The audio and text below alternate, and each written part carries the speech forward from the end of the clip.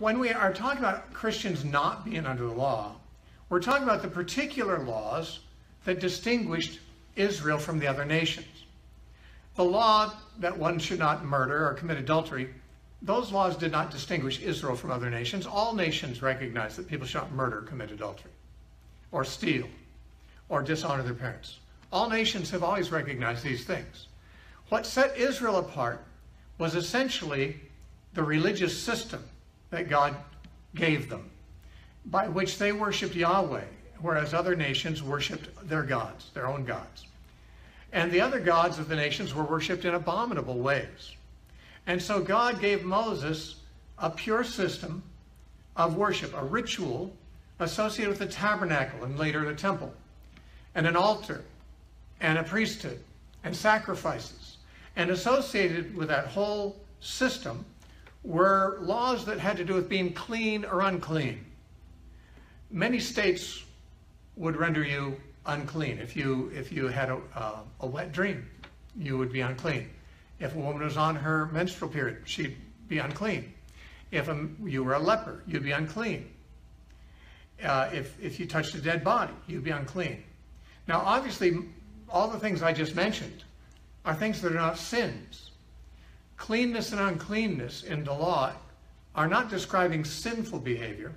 They're describing ritual requirements for being eligible to worship in the tabernacle.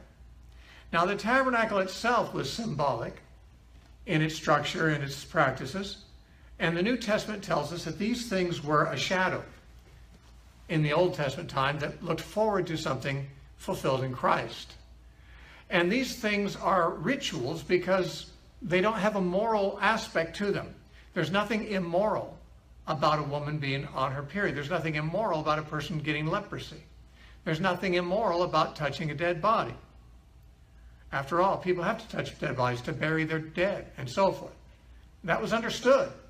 The law did not actually forbid people to do that.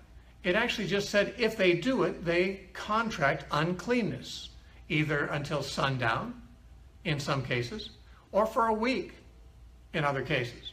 And this state of uncleanness simply meant they were not supposed to touch other people or associate closely with other people while they were in a state of uncleanness.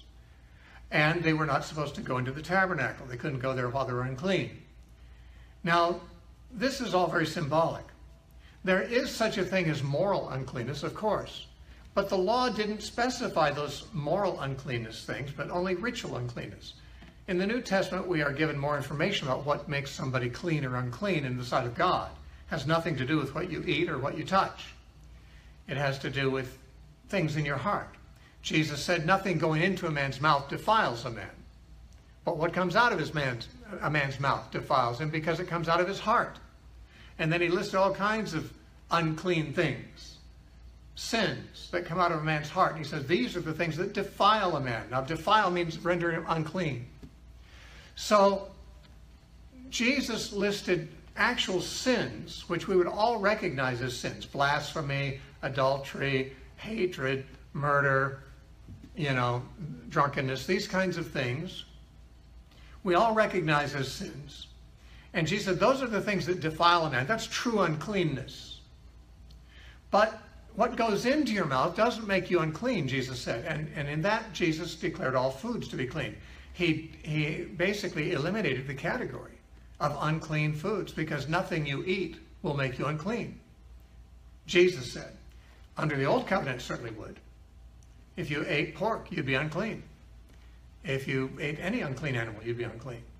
And yet Jesus changed that because he saw cleanness and uncleanness in the Old Testament, as with all the rituals of the Old Testament, they are symbolic of spiritual things.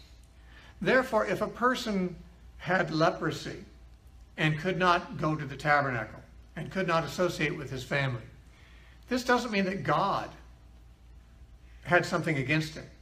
It didn't mean that he, in his own spirit and his own heart, couldn't be a righteous man and have a good relationship with God.